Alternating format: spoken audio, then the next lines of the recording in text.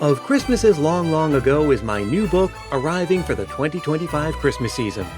Find out what Christmas was like centuries ago. Sneak preview, it was weird, and spooky, and rowdy, kind of gross sometimes. Find it wherever books are sold in hardcover from Lions Press and audiobook from Recorded Books. It's Christmas as you've never seen it before, and it makes a great gift. Hey, it's Brian, back with another Ber Months bonus episode for those of us who get an early start on the Christmas season. But then again, maybe you're listening to this episode during the Christmas season. That's the magic of podcasts. We're here whenever you're ready. Either way, I'm happy to have you, and I hope you're happy, healthy, and feeling the Christmas spirit. Today, we're returning to an old crowd favorite, a game of Christmas trivia in the form of 2 truths and a lie. That's where the trivia questions are posed as multiple choice questions where there's only one incorrect answer. And today's game has a few things about it that have me especially excited.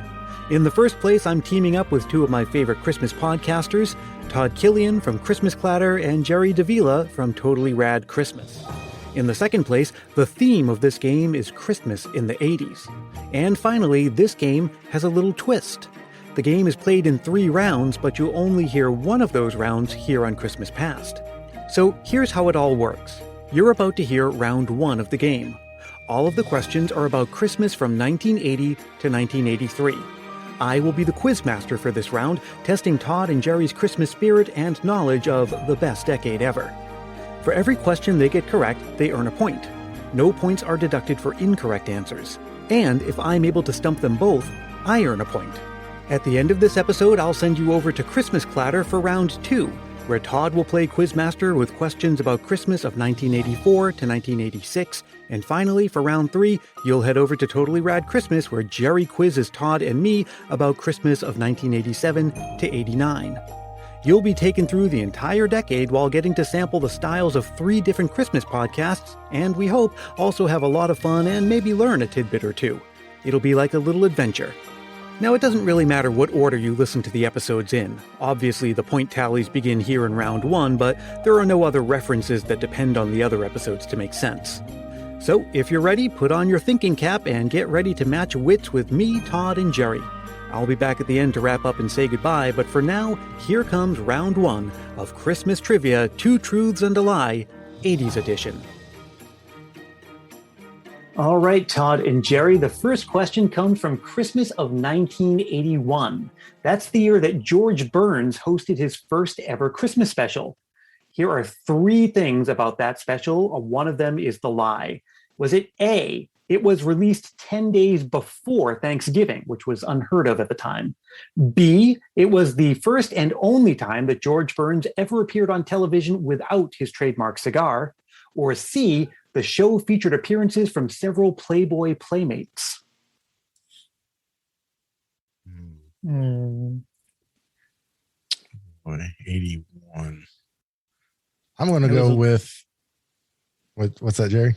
No, I was just going to say I was a little too young to remember this one, and I haven't caught it since. But now I kind of want to do it for my show. I think those are all very convincing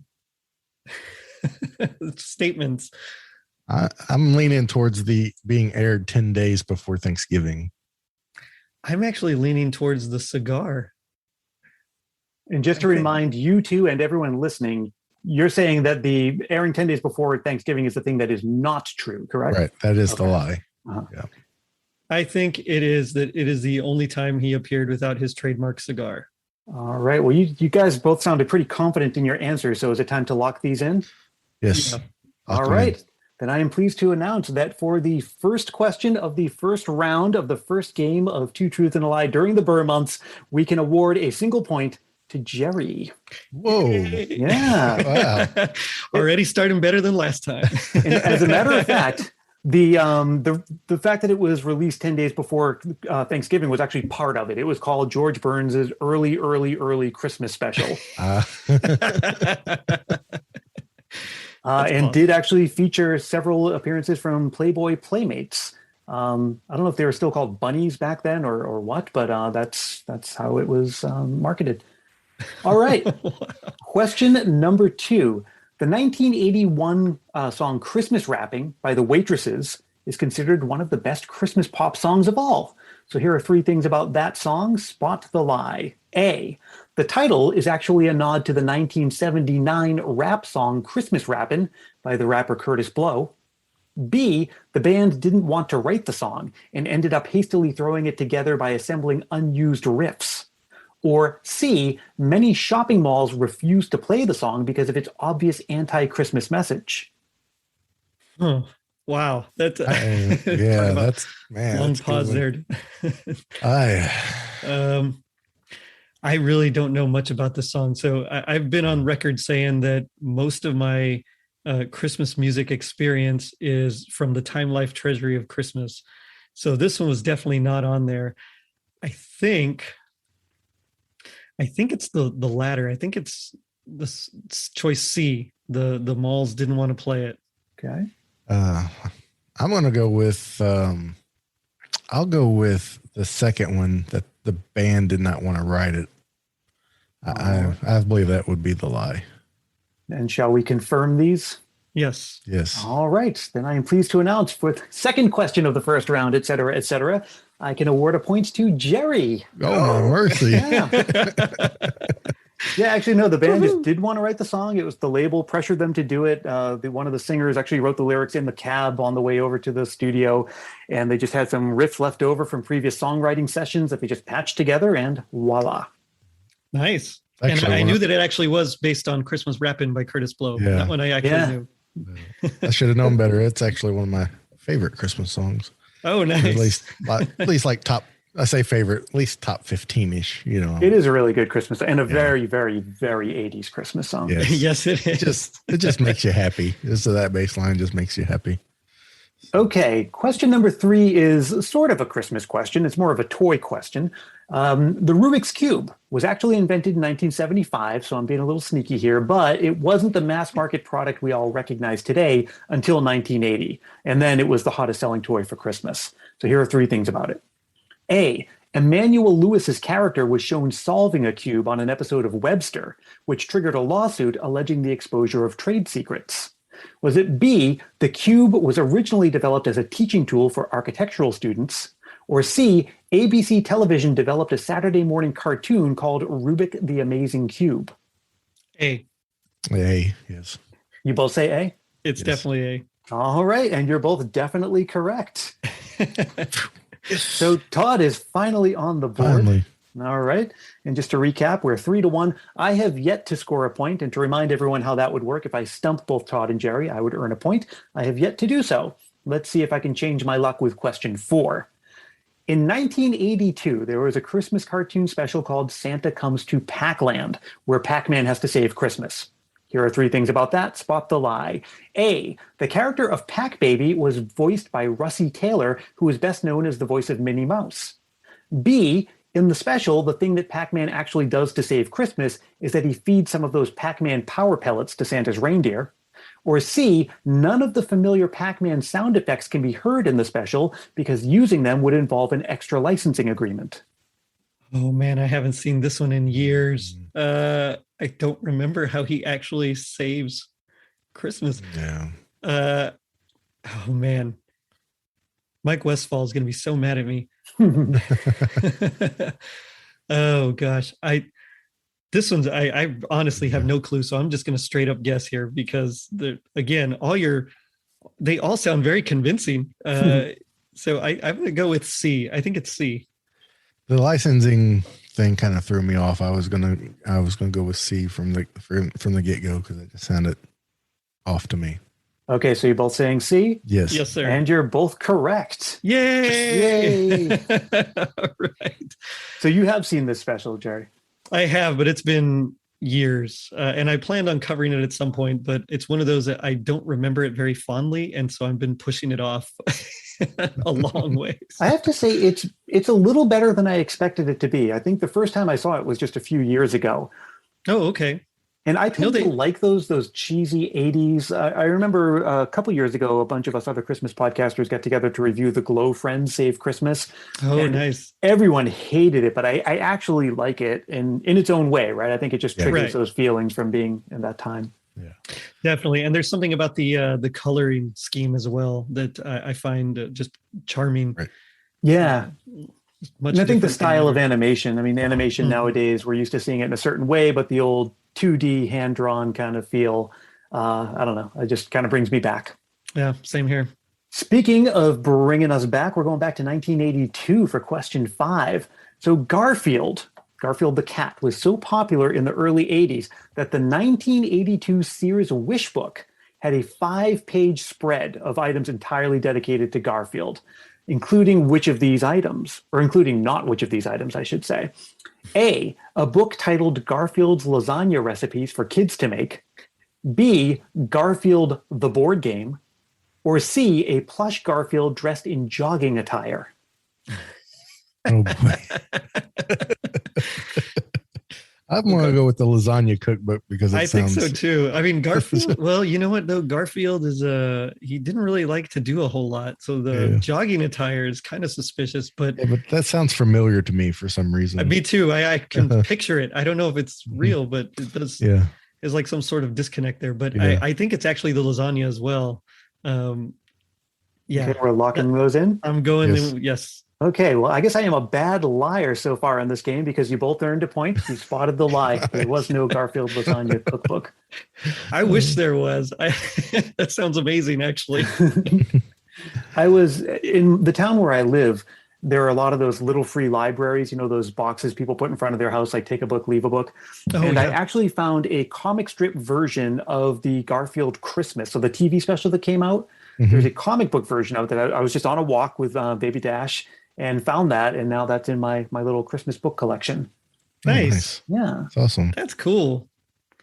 Yeah. Okay, let's see. Now we're going to question 6. So we're halfway through round 1 after this one. Right. And now we're going to talk about E.T. So E.T. was wildly popular at the box office, and E.T. toys and other merch were top sellers in Christmas of 1982.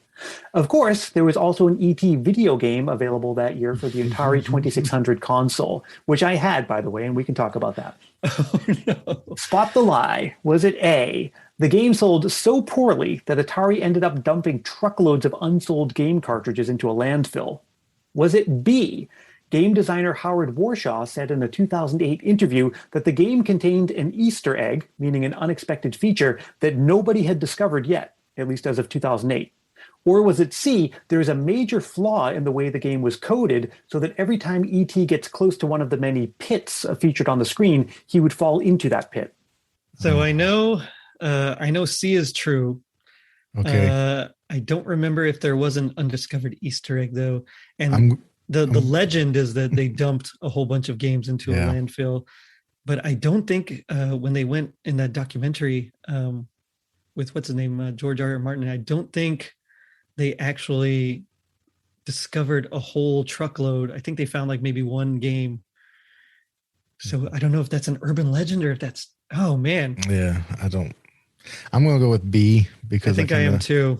Because the truckload thing, when he said it, I remember that being said, and then and he helped me out with that last one, Gerry. I appreciate it. Oh, nuts. I know, not much of a strategist over here, Gerry, but a good guy. I just trying to think out loud, and it's definitely to my detriment, but I think it's actually B as well. You're about as good a strategist as I am a liar because you both got it right. You spotted the lie pretty quickly.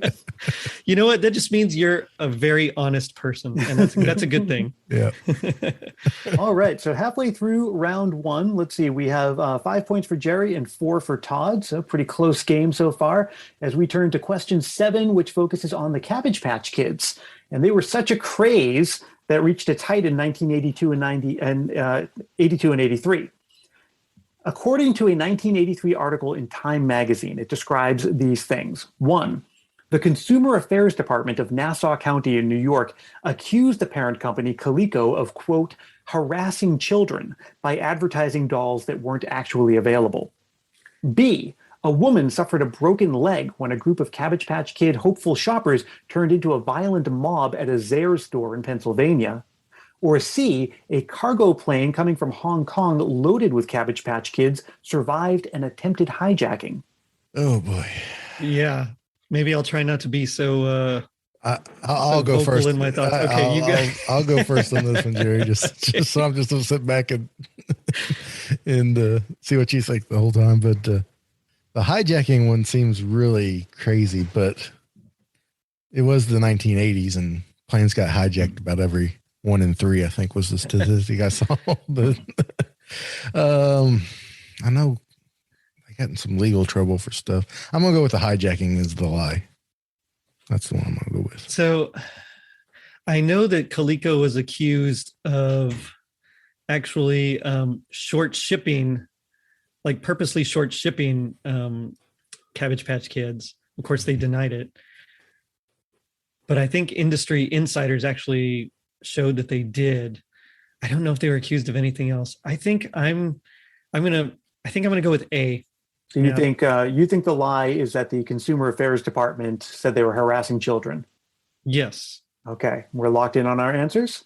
Yes. Yeah. All right, then I'm pleased. Now you didn't both get the correct answer this time. The one of you who did was Todd. Oh, nice. Yeah, there was no attempted hijacking.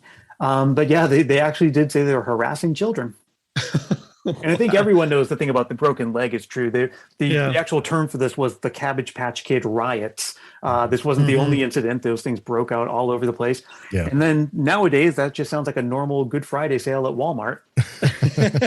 Yeah. Yep. Yeah, that's why everybody shops online now on Black Friday. Mm-hmm. Okay, question 8. We're going to go back to the world of music. The music industry in 1980 gave us several questionable novelty Christmas songs, and these were all singles, including which of these? A, Merry Christmas in the NFL, a song that imagined Howard Cosell as Santa Claus. B, Gag Me with a Candy Cane, a song featuring phrases inspired by the Valley Girl culture. Or C, What Can You Get a Wookiee for Christmas, a Star Wars-themed Christmas song. I'm going to go with the NFL one because it's kind of the one that feels like the outlier because of the Frank Zappa song being so close to it seems like a parody that someone would pull off. And then with the Star Wars holiday special and Star Wars being such a popular thing, I could see the Wookiee song being true. So I'm going to go with Howard Cosell as Santa Claus. The Wookiee song is definitely true. That's from an album with Bon Jovi's first musical appearance. So it's I'm gonna go with B. I think it's Gag Me with the Candy Cane. Okay, are we locking them in? Yes. Lock them in. All right, and Gerry had a 1-point lead up until now, and now he has a 2-point lead. All right. Total score is 7-5. There was no Gag Me with a Candy Cane, and you're absolutely correct that the full name of the song was What Can You Get a Wookiee for Christmas, parentheses, when he already has a comb, from an album called Christmas in the Stars, a tribute to Star Wars. Yeah. And yeah, there was a song on it called, I believe it's R2-D2, We Wish You a Merry Christmas. Where the vocals were by a young man who wasn't John Bon Jovi yet. He was going by his birth name, which isn't John Bon Jovi. Right. I think he was like a college kid at the time. This is all on YouTube, by the way. You can look it up if you like. I wouldn't recommend it. It's absolutely terrible. It's it's a interesting album, and that's as polite as I can say it. Those kinds of novelty albums were big in the 80s. Do you guys remember Pac-Man Fever? Yes. I do. Or Disco Duck. I think that was a Disco 70s Duck, thing, yeah. Those kinds of records. It's in the same lineage. Like Super Bowl Shuffle, that kind of thing. So Merry Christmas in the NFL, I haven't heard it, but I can confirm it actually exists, and Howard Cosell just did not like it at all. I imagine that. Just like Gag Me with the Candy Cane, I could just hear that being on like Dr. Demento or something like that. Yeah. Well, you're a bass player, Todd. You can write that yourself. There we go. There you go. That's what I'm going to do. Okay, let's go to everyone's favorite Christmas movie from 1983, A Christmas Story. It's one of the most popular Christmas movies nowadays. Here are 3 things about it. Spot the lie. Was it A, the Red Ryder BB gun used in the movie is the actual gun owned by author Gene Shepard, the author of the autobiographical short story that the movie is based on? B, the studio would only finance the movie if director Bob Clark agreed to make a horror movie afterwards? Or C, Jack Nicholson was at one point considered for the role of Ralphie's father, but his fee was too high? I believe C is correct. And I think B is too. I think it's A. I don't think it was his actual Red Ryder BB gun. That's what I'm going with. Okay, you both seem pretty confident, and that is because you're both correct. A was the lie. It was probably just a movie prop, but whatever. No, I understand how you feel. That's how bad I lost, or I was losing last time. So, yes, and just to recap, the only one who doesn't have any points on the board so far is yours truly. Gerry has 8. Todd has, what do you have? 5? Yeah, 5. Do you have 5? I might have lost count. Well, I'm going to. I think he has 6 because I forgot. It was a 2-point. Okay, glad I asked. Okay. So let's see, question 10, just a couple more left in this round, and we're going to talk about Ziggy. Remember Ziggy, the comic book character? Such a great, There was great character. A 24-minute short feature called Ziggy's Gift, which came out in 1982. Here are 3 things about it. A, Ziggy doesn't speak at all in the special, even though he does speak in the comic strip. B, the other characters have voices, including the voice of Ziggy's dog, which was provided by Paul Hogan, who just 5 years later would star in Crocodile Dundee. Or C, the special won an Emmy. I think it's A, because while he doesn't actually speak when they're singing or pretending to carol, so that the cop doesn't break them up, you can actually hear his voice. It's very soft, but it's actually there. So I'm going to go with A. That's the one I'm going to go with too. It's been a while since I've seen it, but I thought there was a little bit of that in there. Okay, I think we might have a problem on our hands. And here's why, because that one, as far as I know, was true. And I got that from the IMDb. But if you guys have firsthand experience saying you can hear it, I think for the first time ever, we might have to award half points. No, we broke the system. And the false one that I just made up out of thin air was the voice of Ziggy's dog being done by Paul Hogan. So I'm going to award everybody a half point. Yes. This makes no sense, but it does. It sort of does. So Gerry has half a point, inclling myself, by the way. Yes. Yeah, you should. Yep. Sort of. All right. That just made things very interesting. Well, that's fine, because doing some research of mine, I found conflicting information on different things. So I just kind of went with what like the plurality. You know, so. It's going to be interesting. The lowest common denominator. Right. Okay, question 11. Here are some other questionable cartoon specials from the early 1980s. Which of these is not an actual cartoon special? Number A, a 1980 special called A Snow White Christmas, in which the character of Snow White has a daughter who is also named Snow White. Is it B, in 1981, the special BC, A Special Christmas, one that was based on the cavemen characters from the popular comic strip? Or was it 1983's Christmas Comes to Weemawee High, an animated special based on the teen sitcom Square Pegs? Oof. I'm going to roll with Snow White. I know there was a Snow White Christmas, but I don't know if her daughter's name is Snow White. There definitely was a BC Christmas. Yeah, I know the BC one. Oh man, the last one.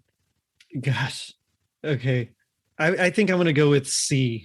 You think C is the fake one? Yeah, the Square Pegs one. Okay, Maybe. Todd, are you locking in your answer? Yeah, I'm going with Snow White. Okay, so then I can give a point to Gerry. Gerry. You spotted the fake one.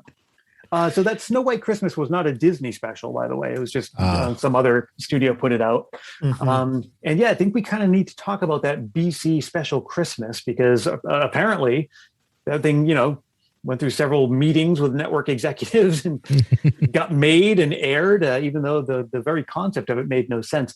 I think it was more like they were coming up, a couple of the characters were trying to devise a legend about giving or something like that. And what they came up with was Santa Claus.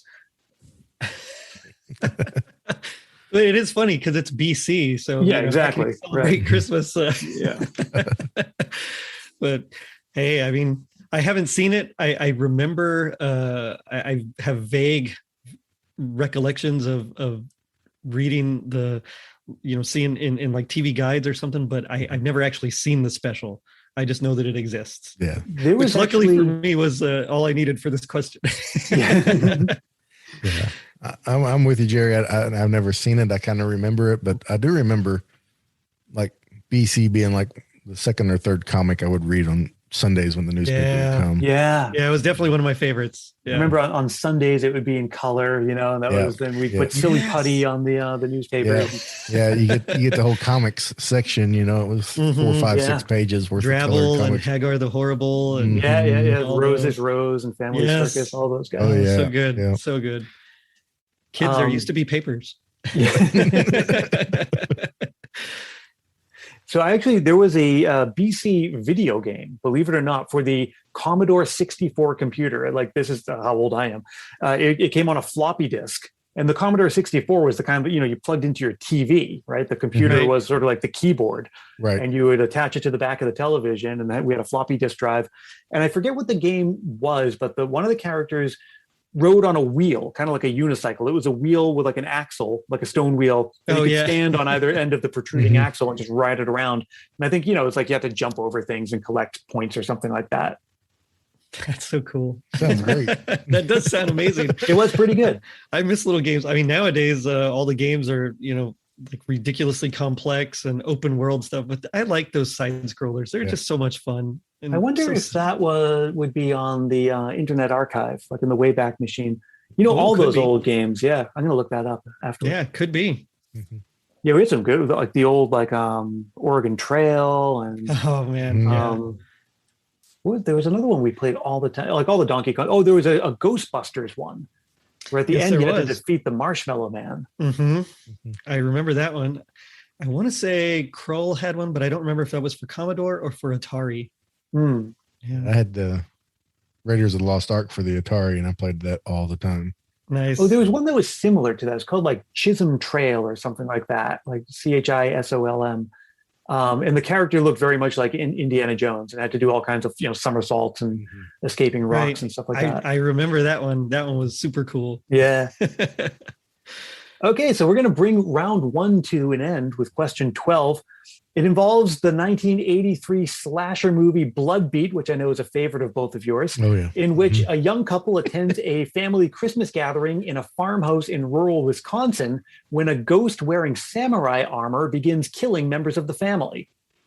I promise you, this is a real movie, and it is available for streaming on Amazon Prime. Okay. I'll be doing that once we get off. I was thinking that too. It was like, I have a day off on Friday. It's going to be great. Now, the movie, as you shocker of shockers, didn't get excellent reviews. I'm going to read to you 3 reviews, one of which is false. Spot the lie. Was it A? One reviewer called it, quote, essentially an 86-minute non sequitur. Was it B? Viewers will find themselves wishing they could rewind to get back the lost minutes of their lives spent watching. Or was it C? Like a nice fluffy blanket on a chilly winter night, the film lulled me into its grasp with every illogical turn. I could totally see, I could see a horror fanatic actually writing that. Oh man, this is, this is just a complete guess here. Like zero logic, nothing. Just, I'm going to go with B. I'm rolling with A. And that's just a complete guess. Okay, so we're locking in with those, and we're closing out round 1 by awarding 1 more point to Gerry. Whoa! All right. Oh man! So I think this is like the most points I've ever had. It just may be. So what do we have? 5, 6, 7, 8, 9.5 points for Gerry to end round 1. Todd has 6.5 points, and Brian has 1/2 of 1 point. So in my round is trying to stump both of you. I didn't do an excellent job, but I get a chance to redeem myself in the upcoming 2 rounds. So how did you do? Better than you expected, I'll bet. Now, of course, in this round, you'd expect my point tally to be low. The only way for me to earn a point was to fool Todd and Gerry. So do I start racking up the points in the next round? Well, to find out, I'm going to put you in the very capable hands of my friend Todd Killian over at Christmas Clatter. Check the show notes for a link, or just look up Christmas Clatter wherever and however you get your podcasts. Hey, before I go, I want to let you know that it's never too early to send a Christmas memory to appear on the show this season. In fact, the earlier the better. Even if you've sent one in the past, I'd love to include another. Just record a voice memo on your phone and send it to christmaspastpodcast@gmail.com. Keep it reasonably short, clean, and family-friendly, and be sure to say your name and where you're from. I'll be back again soon. Until then, let me remind you that Christmas Past is produced in wonderful Willow Glen, California by yours truly, Brian Earl. One of the things I love to do to get into the Christmas spirit is to send Christmas cards, and I'd love to send one to you. If you review the podcast on Apple Podcasts, I'll send you a handwritten Christmas card and an official Christmas Past sticker as my way of saying thanks. Email for details on that. Again, it's christmaspastpodcast@gmail.com. You can also use that email address to just write and say hi. I love hearing from you, and I try to respond to every message I get. If you're not an email person, well, you can find me on Facebook, Twitter, and Instagram. And please do join the private Christmas Past Facebook group if you haven't yet, so that we can keep celebrating all season long. Until we meet again, may your days be merry and bright.